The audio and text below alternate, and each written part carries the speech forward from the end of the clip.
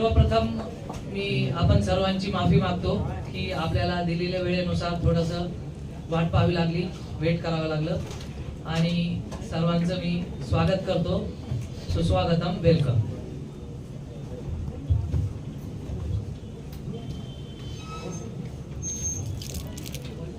पाँच अगस्त 2024 इस डेट में महाराष्ट्र स्टेट वक्फ बोर्ड में मेरी अध्यक्ष के तौर पे, चेयरमैन के तौर पे नियुक्ति हुई और उसके बाद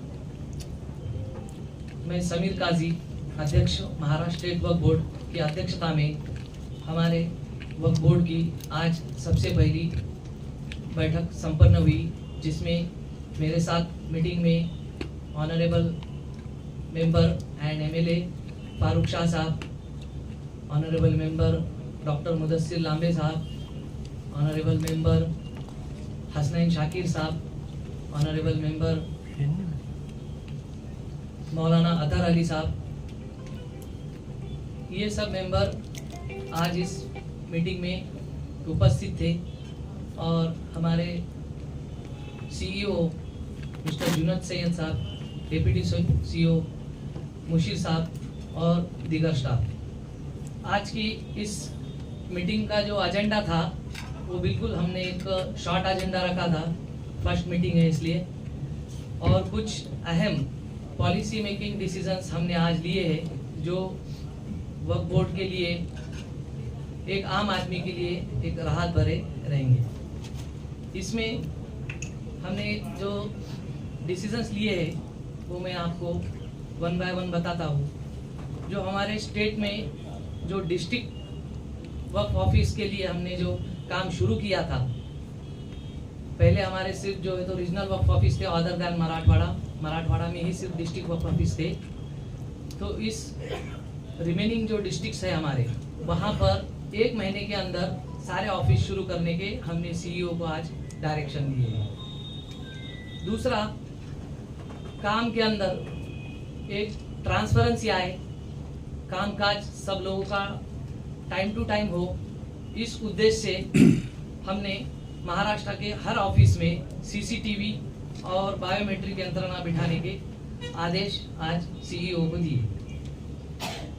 उसके बाद जो हमारे वक्फ बोर्ड की जो जान है, आत्मा है जिसको बोलते हैं, जो हमारा रिकॉर्ड है, वो रिकॉर्ड की हिफाजत हो, इसके लिए उसके लिए आधुनिकीकरण करके ऑटोमेटिक मशीन के जरिए से फाइल का रिकॉर्ड मेंटेन करेंगे हम. और जो फाइल एक कंप्यूटर से ऑपरेट होगी, उस फाइल का नंबर दबाने पे वो फाइल बाहर आएगी. अगर कोई फाइल मिस होती है तो आखिरी बार वो फाइल किसने निकाली थी उसका रिकॉर्ड उस कंप्यूटर पे मौजूद रहेगा. इस वजह से हमारा रिकॉर्ड महफूज रहेगा. उसके बाद जो हमारा वक्फ बोर्ड का हेडक्वार्टर है औरंगाबाद संभाजीनगर, यहाँ पर जो हमारा सिस्टम था कामकाज का, उसको हमने तकरीबन पूरी तरह बदल दिया है. जो स्टेट गवर्नमेंट का काम चलता है उस तरीके पर अब हमारे वक्फ बोर्ड का काम चलेगा. जैसे कि एक रजिस्ट्रेशन का एप्लीकेशन है, स्कीम का एप्लीकेशन है, चेंज रिपोर्ट का एप्लीकेशन है, या फिर किसी मस्जिद की एनओसी का एप्लीकेशन है. तो पहले हमारा सिस्टम था कि कोई भी, भाई नागपुर में भी अगर कोई इंस्टीट्यूट है तो संभाजीनगर आता था और एप्लीकेशन देता था. तो ऐसे एप्लीकेशन हमारे पास 100, 200, 500 जमा होते थे. फिर उसका रिपोर्ट कॉल होता था. वो रिपोर्ट कॉल होने के बाद फिर वो स्क्रूटनी होता था, उसके बाद सीओ, उसके बाद बोर्ड. तो ये सिस्टम को चेंज करके हम अब ये एप्लीकेशंस हर डिस्ट्रिक्ट वक्फ ऑफिस में लेंगे और उस डिस्ट्रिक्ट वक्फ ऑफिसर को टाइम बाउंड प्रोग्राम दिया है. हमने सीईओ को डायरेक्शन दिए है कि जो भी एप्लीकेशन डिस्ट्रिक्ट वक्फ ऑफिस में आएगा, इस संबंधित जो मैंने कहा है अभी, 15 दिन के वर्किंग डेज में वो एप्लीकेशन को स्क्रूटनी करके अपना रिपोर्ट लगा के हेड ऑफिस को भेजेगा. किसी भी एप्लीकेशन के लिए कोई भी आदमी को उसका फॉलोअप लेने के लिए औरंगाबाद के संभाजी नगर के चक्कर काटने नहीं पड़ेंगे या किसी भी काम के लिए हेड ऑफिस आना नहीं पड़ेगा, उसको उधर डिस्ट्रिक्ट वक्फ ऑफिस में ही मिलेगा। अगर 15 वर्किंग डेज में अगर वो रिपोर्ट नहीं करता है तो उस ऑफिसर को उसका जवाब देना होगा। हमने आज एक खास जो डिसीजन लिया है, जो आम खास मैदान वहां पर एक इंटरनेशनल फुटबॉल स्टेडियम का प्रस्ताव जो हमने प्राइमरी सैंक्शन दिया था आज से 2 साल पहले, उसकी अंतिम मान्यता के लिए आज हमारे पास आया था। जो 100 करोड़ का प्रोजेक्ट है उसको हमने आज मान्यता दी है।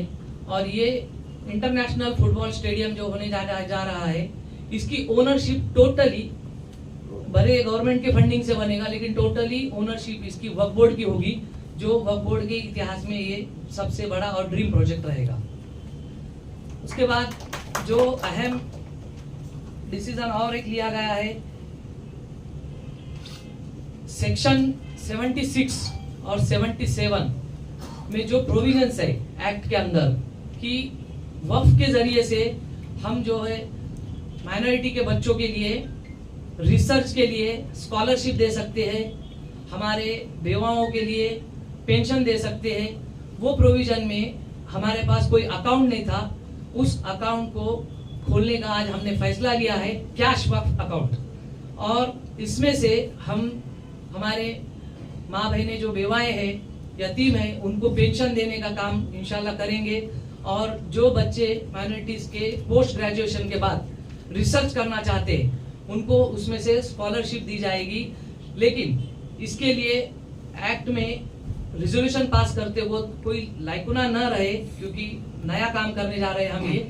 इसके लिए हमने एक 3 सदस्यीय समिति बनाई है जिसके अध्यक्ष सीईओ होंगे और डिप्टी सीईओ और senior council of high court, Bombay high court के कोई भी एक सीनियर काउंसिल उसके हमारे सदस्य होंगे।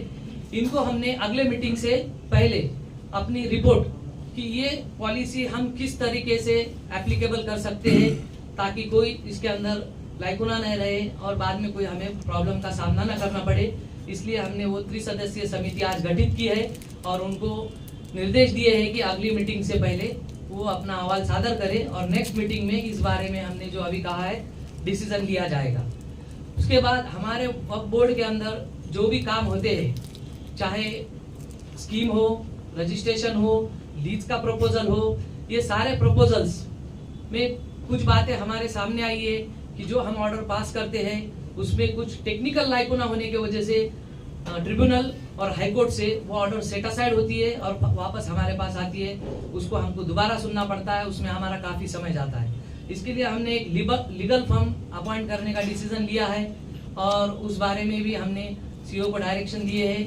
उस लीगल फर्म के जरिए से हर लीगलिटी फाइल की चेक की जाएगी, उसके बाद ही बोर्ड के अंदर वो फाइल आएगी ताकि हमारी ऑर्डर किसी भी कोर्ट में जाकर सेट असाइड न हो। हम लोगों ने गवर्नमेंट से जो परमिशन ली थी रिक्रूटमेंट की, 169 लोगों की परमिशन हमको मिली थी, जिसमें से 60 लोगों का रिक्रूटमेंट हमने किया है, जिसकी वजह से बोर्ड के ऊपर जो है तिजोरी पे काफी बोझा हुआ है। तो उसको हम कैसे रिकवर करेंगे? तो हमारा जो मेन इनकम है वक्फ फंड है, लीज इनकम है जो डायरेक्ट इदारे हमारे, तो इसके जरिए हो सकता है।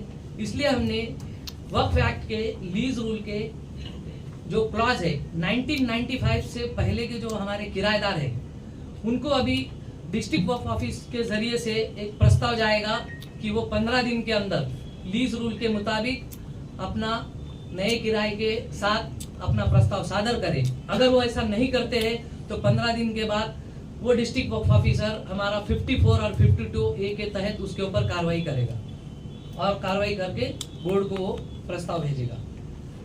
और जो हमने रजिस्ट्रेशन की बात की है ऑनलाइन की, तो आज से 15 दिन के बाद आपको सर्टिफिकेट इंशाल्लाह घर बैठे मिलेगा मोबाइल पर डाउनलोड करके।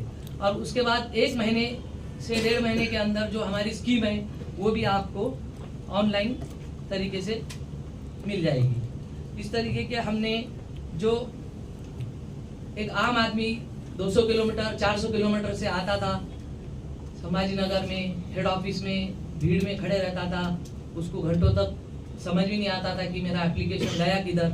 तो वो चीज़ अब इसके आगे नहीं होगी, हर चीज़ डिस्ट्रिक्ट वर्क ऑफिस से होंगी। एक बड़ी राहत आम लोगों के लिए है कि उसके ही डिस्ट्रिक्ट में उसको हर चीज़ मिलेगी, कोई सर्टिफिकेट लेने के लिए उसको हेड ऑफिस आने की ज़रूरत नहीं पड़ेगी।